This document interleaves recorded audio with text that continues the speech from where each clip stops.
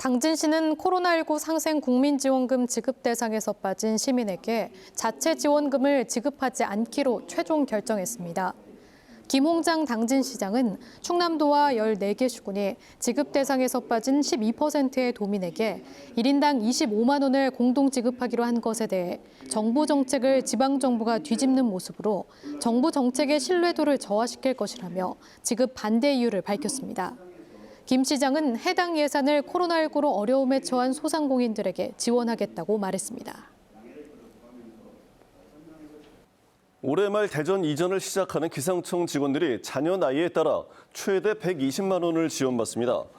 대전시는 이전 공공기관 지원 대책으로 가족과 함께 이주하는 기상청 직원들에게 초등학생은 36만 원, 중고등학생은 120만 원을 한 차례 지급할 계획입니다. 기상청과 함께 이전이 확정된 한국임업진흥원과 한국특허전략개발원 등에 대해서도 비슷한 지원책이 마련됩니다. 기상청은 오는 12월 정책부서 직원 300여 명을 시작으로 오는 2026년까지 이전을 마무리할 계획입니다.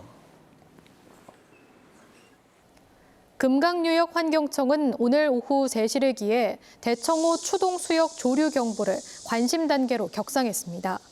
이번 경보는 추동수역의 유해 남조류가 지난 13일 1ml당 2,538세포가 측정된 데 이어 지난 23일에는 3,124세포까지 증가함에 따라 발령됐습니다. 금강환경청은 지난달 집중강우로 유해 조류의 먹이인 영양염류가 대청호로 유입돼 조류가 번식된 것으로 판단하고 있습니다. 대전 유성구 용산지구 아파트 입주 예정자들이 대전교육청 앞에서 집회를 열고 학교 신설을 촉구했습니다. 참가자들은 용산지구 계획 수립 당시 초등학교 터가 있었지만 유치원 부지로 변경됐다며 책임 있는 대안 제시를 촉구했습니다. 충남형 더 행복한 주택이 중국과 일본 언론 매체에 소개되며 현지인들로부터 큰 관심을 받고 있습니다.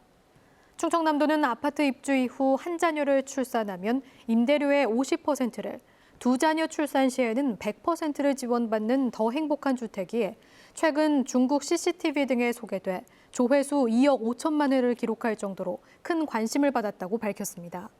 한편 충남도는 내년에 아산에 충남형 더 행복한 주택 1,015호를 공급하기로 하고 입주자 모집 절차를 진행 중입니다. 행정중심 복합도시 건설청이 공직자 이해 충돌을 방지하고 신뢰를 회복하기 위해 다음 달부터 전 직원의 재산 등록을 의무화해 시행합니다. 재산 등록 의무자는 직원 본인과 배우자는 물론 직원 본인의 직계 존비속까지며 올해 말까지 재산 등록 신고를 마쳐야 합니다. 또 행복청 전 직원은 재산 등록 시 부동산 취득 경유와 소득원 등을 의무적으로 기재해야 하며 업무와 관련된 부동산의 신규 취득은 원칙적으로 제한됩니다. 전교조 대전지부가 대전 모 사립고 행정실장의 갑질 의혹을 제기하며 철저한 조사를 촉구했습니다.